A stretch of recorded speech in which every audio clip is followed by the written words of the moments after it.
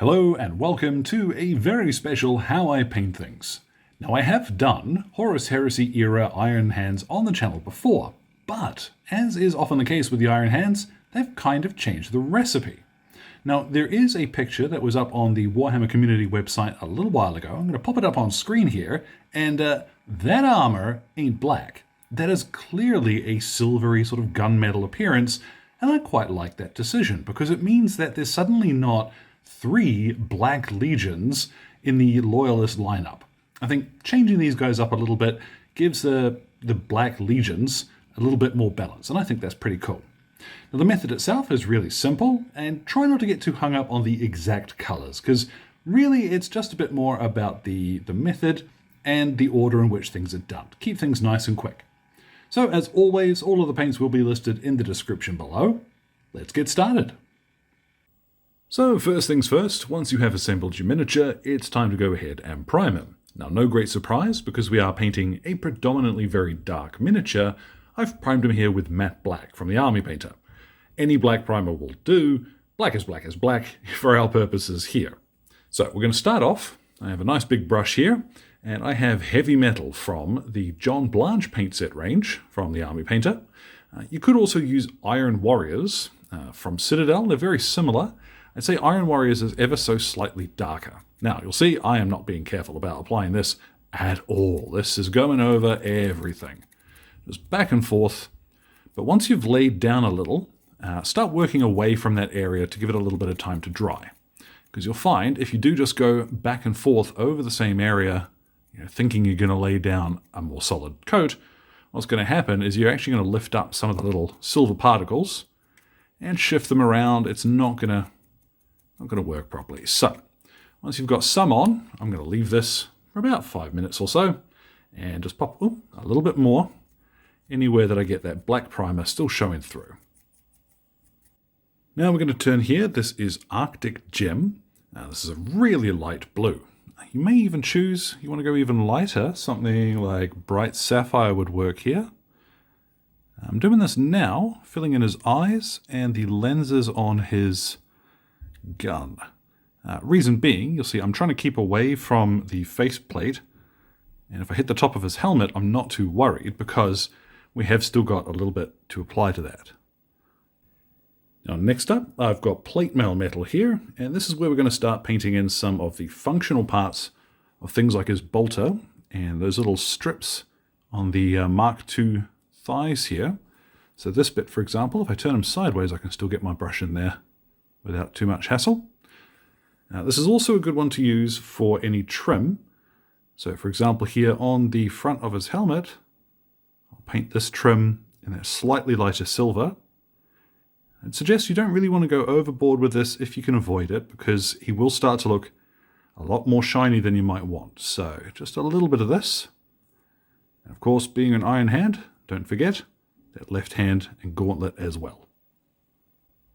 Now what parts of the armor are actually silver and which are black and what have you, it does change from armor to armor, presentation to each, so really paint them how you like. What I'm going to turn to now, this is weapon bronze, and I'm going to pop a little bit of this on the bolter shells visible in his magazine, which is a very strange way to actually load a magazine. Now, you do not need very much of this. You may even choose to skip this color entirely. It's up to you, but just a tiny bit of warmth on the miniature is going to help sell that very dark gunmetal look. There's not really a huge amount to do on these guys, honestly. What I have here is Tree Ancient, and I'm going to use this as the leather color. You're ordinarily not going to have a huge amount of this on your Iron Hands. Maybe a couple of pouches and a holster, and it covers super well. I'm using this because it has a little bit of red warmth to it, so it does add to the miniature without being sort of predominantly a red color. And just while I'm thinking about red, if you do have fellas that have tabards or any little bits like that, something like Dragon Red is probably the best base coat for that. And then pretty much the last of the base coats on this fella is going to be some matte black.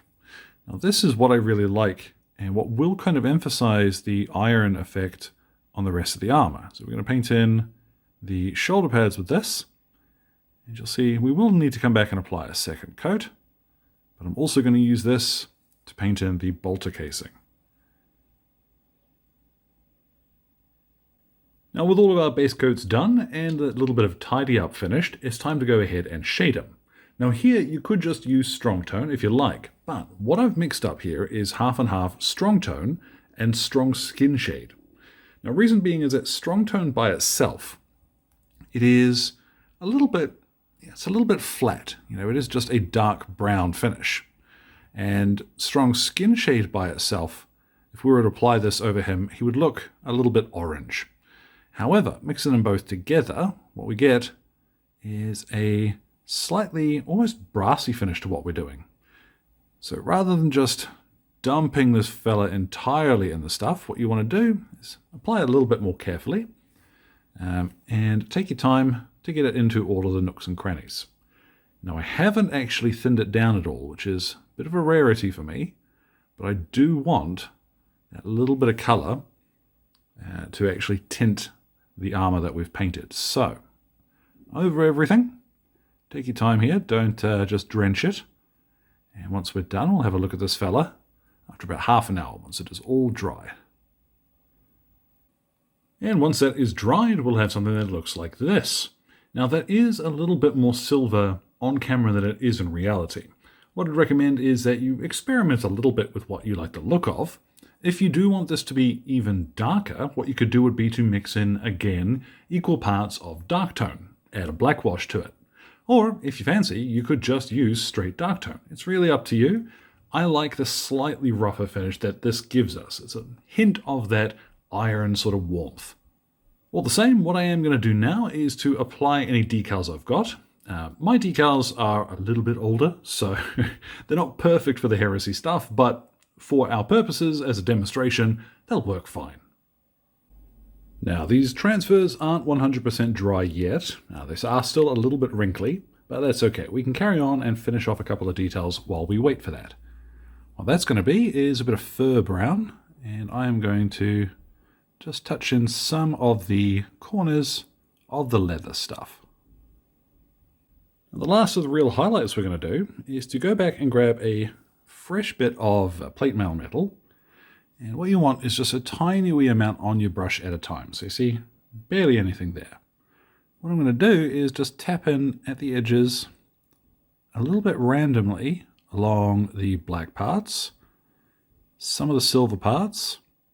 There's anywhere that I want it to look as though there's a little bit of scratching, some detail which is caught, and add a little bit of texture to some of these things without having to grab a whole new paint. We want to keep our iron hands relatively simple, and this is the way to do it. So you can go as detailed as you like here. Like, it is possible to painstakingly highlight every corner.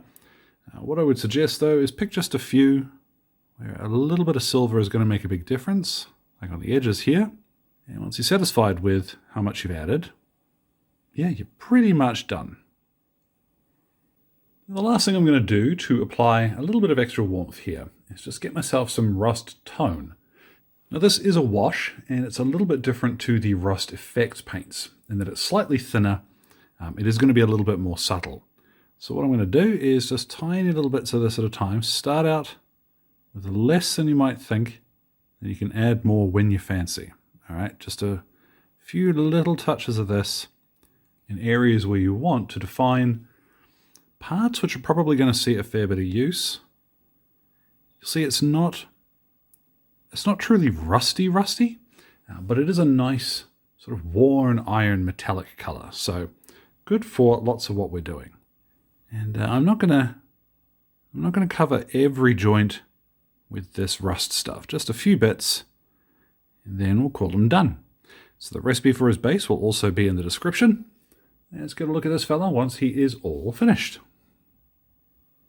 And so there at last, our Iron Hand is complete. Now it is noticeably different from the usual black look to the Iron Hands, and it is, I think, a little bit darker, particularly if you look at the Iron Warriors as they appear on the Saturnine, the big box of spacemen that you get for Horus Heresy 3rd edition. The Iron Warriors have gone a lot brighter and very shiny, and I quite like that look. Whereas for the iron hands, yeah, grimier, a little bit rougher, that iron appearance, it's cool. I like how this looks. So as always, thank you very much to Exit 23 Games for the light and sound equipment, as well as all of my wonderful patrons who are keeping me ticking in paints and glue, including my most gorgeous producers who are showing up on screen now. Thank you very much for your support, folks. Really mean it. It means the world to me. Now, any questions or anything, feel free to drop them in the old comment box below. My Blue Sky and Instagram, they're both linked down there too. So, thank you very much for your time, one and all, and you all enjoy the rest of your day.